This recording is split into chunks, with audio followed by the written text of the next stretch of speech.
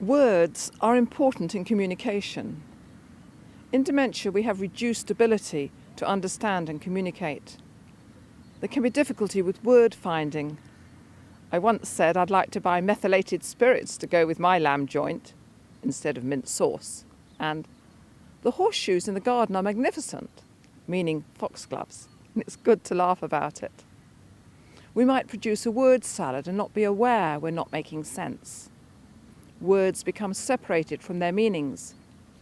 I was asked to read a list of 50 words to a neuropsychologist, and halfway through I asked, "What language is this?" There's not a single word meant anything to me out of context. Accessing memories in the brain can be a challenge. I denied knowing my sister ever had a cat, but when she talked about her son's cat, I then suddenly remembered hers, reaching her cat memory via a different route. In the same way, we might need other ways to access words.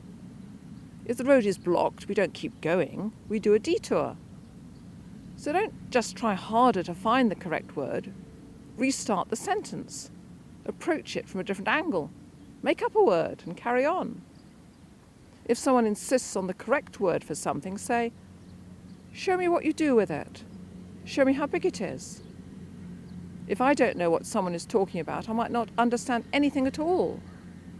Just as with a foreign language, we always communicate for a reason, so please don't ignore us. When speech is a struggle, there are ways to join up the loose ends.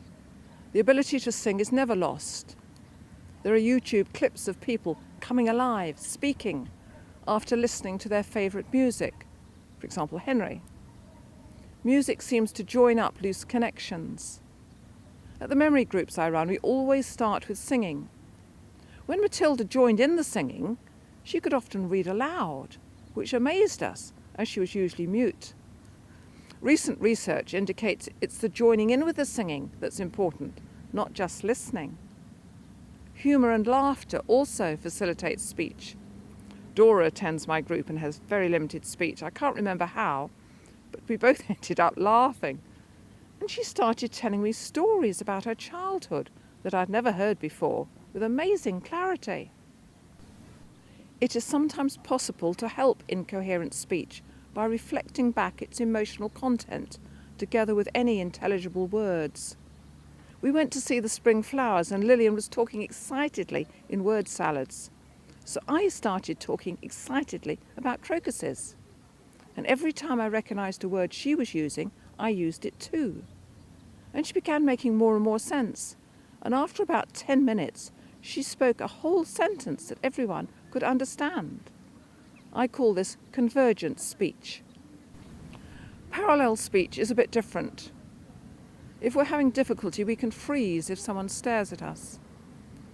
I visited my cousin who had dementia. Her husband went to make a cup of tea, saying she wouldn't talk to us. I said, "What a lovely view. How long have you been living here?" Whoops, I shouldn't be asking you questions. We both laughed. I turned round and looked at the pictures on her wall and started making comments about them. And after a while she suddenly said, "We bought that one in Hong Kong." I didn't turn round as I knew she would stop talking. And when her husband came back, he was amazed. But he had to believe me because I told him what she'd said. Repetitive questions can be annoying. We need to listen to the meaning behind the words. "What time is it?" often just means we have no idea what we're meant to be doing. At an outing, a man was giving a difficult quiz to do and he kept looking at his watch. So I said to his wife, "I think he's saying he doesn't know what to do." "Oh," she replied, "that makes sense. He often looks at his watch when he's stumped." "I want to go home" often means we're not feeling comfortable or at home. So ease the discomfort. I was told for some people it might mean they're ready to die. "When is X coming to see me?" can mean they're feeling neglected or lonely. The person might have visited recently, but that's being forgotten. But having photos or items to hold and time spent with them can make them feel valued. Speech is more likely to fall apart when one's tired, at the end of the day, in an unfamiliar place, too much noise or too many people. Don't ask questions or overwhelm us with words. We're likely to freeze. I'm helped by appropriate music, favourite hymns, a cup of tea, even something to eat. Hand massage or the smell of lavender, stroking a pet can also be comforting others. Words can also affect behaviour. I love the word Re-Mentia. Other re-words can be helpful. Requesting rather than insisting helps to prevent confrontation. Reassurance helps us re-engage. If we don't understand, rephrase it.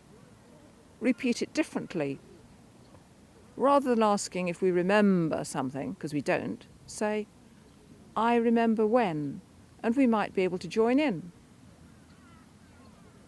And when things don't go well, reconsider. We might be seeing things differently to you.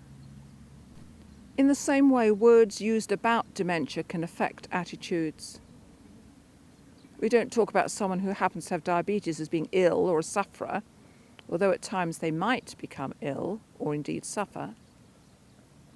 Family members do care and often provide care, but they remain first and foremost wives, husbands, sons and daughters, so why not call them such? Living with dementia can be difficult at times, and our behaviour might be seen as different, but not difficult. Words are powerful.